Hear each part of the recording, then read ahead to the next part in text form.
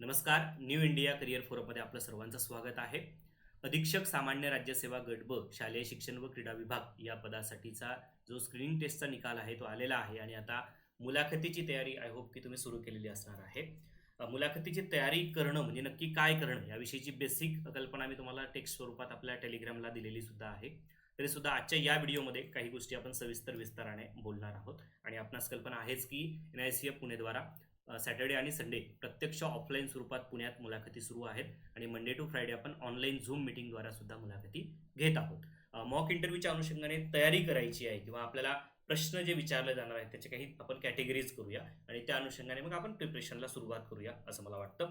की मुलाखतीला जे प्रश्न आयोगाकडून किंवा पॅनल मेंबरकडून जे विचारले जातात त्याच्या सर्वसाधारणपणे जर आपण कॅटेगरीज पाहिला तर पहिला महत्त्वाचा मुद्दा आहे की तो तुमची पर्सनल प्रोफाईल म्हणजे डॅप ज्याला असं आपण म्हणूया की तुम्ही MPSC कडे ज्या संबंधित पदासाठी अर्ज केलेला आहे तो अर्ज, त्या अर्जातील नमूद बाबी जसं की तुमची पर्सनल इन्फॉर्मेशन जसं की एज्युकेशन बॅकग्राऊंड काय आहे, म्हणजे तुम्ही पदवी, पदव्युत्तर पदवी किंवा त्यापुढील शिक्षण कुठल्या विषयात आणि कुठल्या इन्स्टिट्यूट म्हणून तुम्ही केलेला आहात, पहिली गोष्ट. त्या बेसिसवर सद्यस्थितीत तुम्ही कुठल्याही पद्धतीने जे काही सुपरवायझरी स्वरूपाचं आज या ठिकाणी वर्क एक्सपिरियन्स गरजेचा होता तर आज रोजी तुम्ही कुठल्या पदावर कार्यरत आहात, मग त्या पदाच्या कार्यजबाबदाऱ्या काय आहेत, त्या अनुषंगाने तुम्ही काय काम करता, किती वर्ष तुमच्या सर्व्हिसला झालेली आहेत. त्यानंतर प्रोफाईलमध्ये काही गोष्टी तुम्ही ऑलरेडी नमूद केलेल्या असतात किंवा काही उमेदवारांकडून नमूद केलं जात नाही. पर्सनली छंद म्हणजे हॉबीच्या बाबतीत सुद्धा क्वेश्चन्स असतात. त्यानंतर तुम्ही ज्या डिस्ट्रिक्टमधून बिलॉंग करता किंवा ज्या डिस्ट्रिक्टमध्ये तुम्ही काम करत आहात त्या डिस्ट्रिक्टमधील काही प्रसिद्ध अशा बाबी, मग त्यामध्ये विविध गोष्टी आहेत, त्याला लिमिट नाही आहे, लक्षात घ्या. म्हणजे प्रेक्षणीय म्हणूया किंवा प्रसिद्ध व्यक्तिमत्व म्हणूया किंवा त्या ठिकाणी राबविले झालेलं एखादं उपक्रम असेल शासकीय जो प्रसिद्ध आहे किंवा एकंदरीत भौगोलिक वातावरण म्हणूया, अशा विविध गोष्टी त्या ठिकाणी जिल्हा स्पेसिफिक म्हणजे डिस्ट्रिक्ट स्पेसिफिक आपण त्याला घेऊ शकतो. मग इव्हन ते ॲग्रिकल्चर पासून तर सर्व्हिस सेक्टरपर्यंत प्रत्येक गोष्टीला त्याला कंगोऱ्या आहेत. ओके, म्हणजे हा एक भाग आहे. दुसरा महत्त्वाचा मुद्दा आहे की तुम्ही एज्युकेशन बॅकग्राऊंड आणि तुमचं वर्क एक्सपिरियन्स जे आहे आतापर्यंतचा त्यावर 100% क्वेश्चन्स विचारले जातात. परंतु ते क्वेश्चन्सचे ओपिनियन बेस्ड क्वेश्चन्स असतात. म्हणजे आज रोजी तुम्ही ज्या ठिकाणी काम करत आहात किंवा तुम्ही ज्या पदावर कार्यरत आहात मग त्या अनुषंगाने तुम्ही किती प्रामाणिकपणे त्या वर्क जबाबदाऱ्या ज्या आहेत त्या तुम्ही सांभाळतात हे या ठिकाणाहून पाहिलं जातं.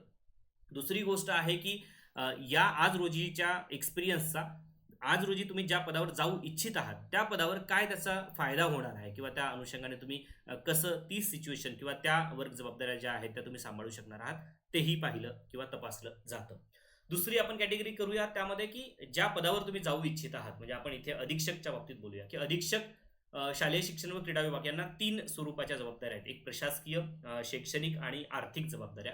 मग या जबाबदाऱ्यांविषयीची तुम्हाला काय कल्पना आहे, बेसिक कल्पना काय आहे, म्हणजे खूप जास्त त्यामध्ये डीप तुम्हाला माहिती असावं अशी अपेक्षा अजिबात म्हणजे असणार नाही. मात्र तुम्हाला त्याविषयीची बेसिक कल्पना काय आहे, कारण तुम्ही त्या पदावर जाऊ इच्छित आहात मग त्याविषयी माहिती असावं म्हणून मी आपल्या टेलिग्राम चॅनलला सुद्धा आणि आयोगाच्या वेबसाईटवर सुद्धा जे कार्यजबाबदारी आहे त्याविषयीची PDF आहे, ती तुम्ही डाउनलोड करा, ती व्यवस्थित वाचून घ्या आणि जेव्हा तुम्हाला असं म्हटलं जातं की अधीक्षक या पदासाठीच्या कार्यजबाबदाऱ्या सांगा तेव्हा त्या पर्टिक्युलर भाषेतच म्हणजे त्या 3 कॅटेगरीजमध्ये अगदी संक्षिप्त स्वरूपात, कारण तिथे टाइम फ्रेम जो आहे तो उदाहरण आपण असं गृहीत धरूया की प्रत्येक उमेदवाराला एक साधारणतः 8 ते 10 मिनिटांचा वेळ सर्वसाधारणपणे दिला जातो. मग त्या 8 ते 10 मिनिटांमध्ये साधारणतः अशा सर्वांगीण पद्धतीने प्रश्न विचारण्याचा कल हा पॅनल मेंबरचा असतो. तर मग आपणही सुद्धा त्या पद्धतीने तसं पुढे जाणं गरजेचं आहे.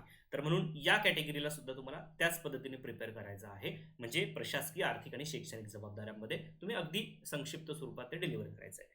तिसरा महत्त्वाचा मुद्दा आहे की मग या अनुषंगाने ज्या योजना, शासकीय योजनांचं इम्प्लिमेंटेशन आपण अंमलबजावणी जे करतो त्यामध्ये विशेष करून आपण असं गृहीत धरूया की पंचायत समिती लेवलवरील जे शालेय पोषण आहार म्हणजे अधीक्षक पंचायत समिती शालेय पोषण आहार, तर मग आज रोजीचं शालेय पोषण आहार योजनेची सद्यस्थिती, मग त्यामध्ये सगळ्याच गोष्टी म्हणजे आता प्रधानमंत्री पोषण शक्ती निर्माण योजना आपण असं त्याचं नामांतर सुद्धा झालेलं आहे. आता या योजनेविषयीची काय काय माहिती आपल्याला असायला पाहिजे, तर या योजनेचं ऐतिहासिक बॅकग्राऊंड म्हणजे जे सुरू झालं तिथपासून तर मग त्यामध्ये काय बदल झाले अलीकडे, त्यानंतर जे न्यूट्रिशन्सचे जे स्तर आहेत असं आपण म्हणूया की त्याच्यामध्ये प्राथमिक आणि उच्च प्राथमिकीसाठी मग ते न्यूट्रिशन स्तर किती पोषक तत्व आपल्याला देणं अपेक्षित आहे, फूड सिक्युरिटी ऍक्टचं कायदेशीर अधिष्ठान या योजनेला कशा पद्धतीने प्राप्त झालं. ओके, आणि या योजनेच्या अंमलबजावणीमध्ये येणारे काही अडथळे या अनुषंगाने सुद्धा प्रश्न येऊ शकतात.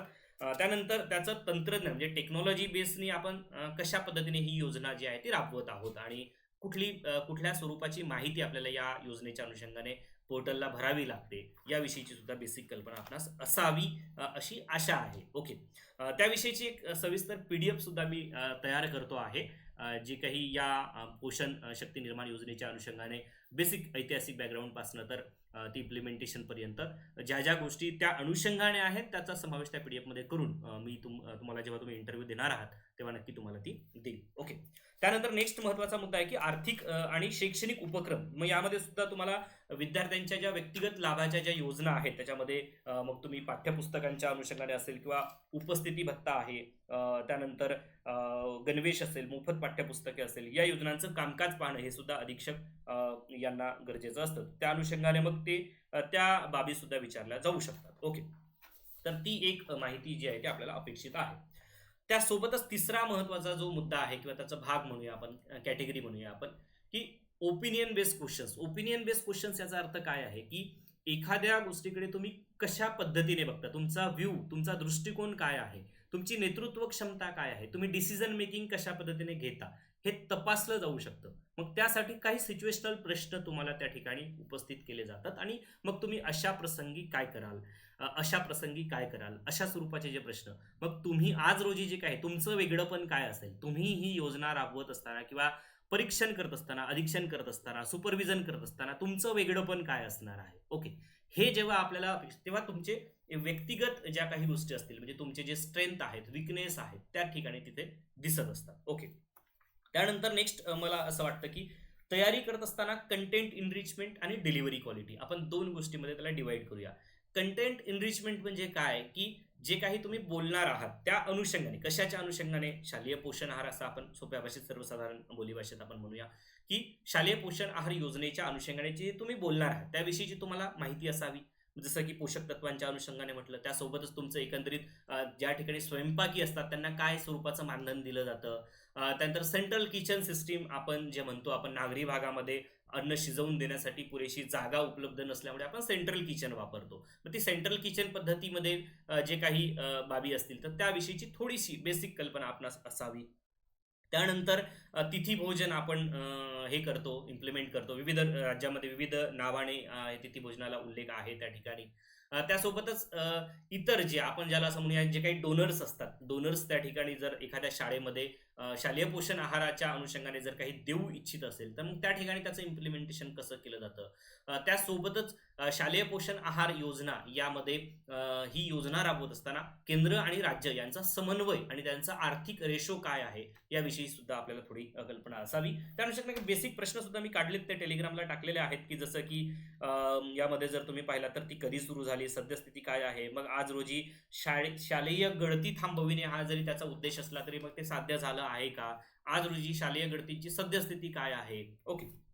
त्यानंतर पाककृती हा एक महत्वाचा मुद्दा असतो, जे की पाककृतीमध्ये सुधारणा अलीकडे करण्यात आलेल्या आहेत. म्हणजे जे काही आहार त्या ठिकाणी दिला जातो तो आहार बेचव नसावा, कारण मुलं त्या ठिकाणी आवडीने जे पोषण आहे ते घेऊ शकले पाहिजेत. या अनुषंगाने पाककृतींचा 28 जानेवारी 2025चा GR सुद्धा आहे शासनाचा, तो सुद्धा आपण त्या ठिकाणी एकदा रीड करावा अशी अपेक्षा आहे. त्याचे काही पॉइंट्स मी आपल्या त्या पीडीएफ मध्ये नक्की टाकेल.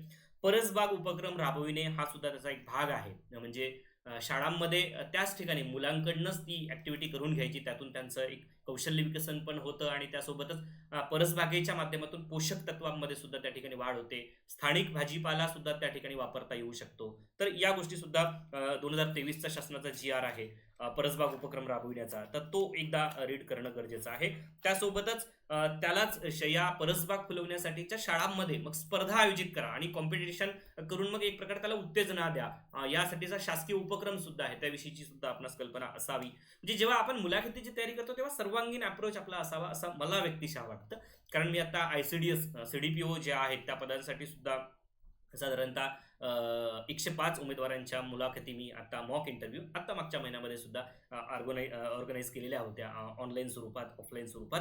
तर त्यामध्ये सुद्धा हा पोषण हा घटक त्यामध्ये सिमिलर आहे आणि त्या अनुषंगाने इथे सुद्धा तुम्हाला अधीक्षक शालेय पोषण आहारमध्ये ICDSच्या अनुषंगाने सुद्धा कुपोषण मुक्तता म्हणजे एक प्रकारचं पोषणाच्या अँगलने तुम्हाला काम करायचं आहे आणि ती सुद्धा एक तुमची जबाबदारी आहे. तर त्यामुळे तुम्हाला ICDSच्या अनुषंगाने थोडीफार कल्पना असावी. मग ICDS मध्ये अमृत आहार योजना काय आहे, फोर्टिफाईड राईस काय आहे, अंगणवाडी 2.0 काय आहे, ओके, पोषण 2.0 काय आहे, हे थोडंसं कल्पना तुम्हाला असावी त्या अनुषंगाने. ओके, बघा, इच अँड एव्हरी क्वेश्चन्स तुम्हाला जो विचारला जातो तो यावाच असा अट्टहास अजिबात नसतो. मात्र त्याविषयीची बेसिक कल्पना किंवा तुमचा प्रयत्न आहे का ते जाणून घेण्याचा हे त्या ठिकाणी पाहिलं जातं. ओके, तर अशा पद्धतीने आपण तयारी करावी अशी अपेक्षा आहे आणि मला याची खात्री आहे की NISF मध्ये इंटरव्ह्यू दिल्यानंतर 100% तुम्हाला त्याची कल्पना येते की मी करत असलेली तयारी आणि मला विचारले जाणारे प्रश्न त्यामध्ये माझी डिलिव्हरी क्वालिटी. कारण काय होतं की बऱ्याचदा आपल्याकडे कंटेंट असतो, म्हणजे कंटेंटची कमतरता आजच्या जगात तरी कुठेच नाहीये. मात्र तो कंटेंट विशिष्ट टाइम फ्रेम मध्ये आणि शिस्तबद्ध पद्धतीने तो डिलिव्हर करता आला पाहिजे आणि त्यासाठी लागते तो सराव. लक्षात घ्या. ठीक आहे सर, माझ्या शुभेच्छा आहेत तुम्हाला.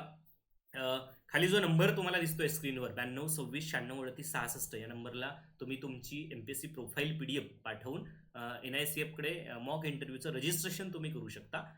जर तुम्हाला पहिल्यांदा मॉक इंटरव्ह्यू ऑनलाईन स्वरूपात द्यायचा असेल तर तुम्ही तसंही देऊ शकता आणि सेकंड इंटरव्ह्यूला तुम्ही पुण्यात येऊन ऑफलाईन स्वरूपात सुद्धा इंटरव्ह्यू देऊ शकता. तो तुमचा चॉईस असणार आहे की तुम्हाला कुठे कम्फर्टेबल असेल. Okay, thank you.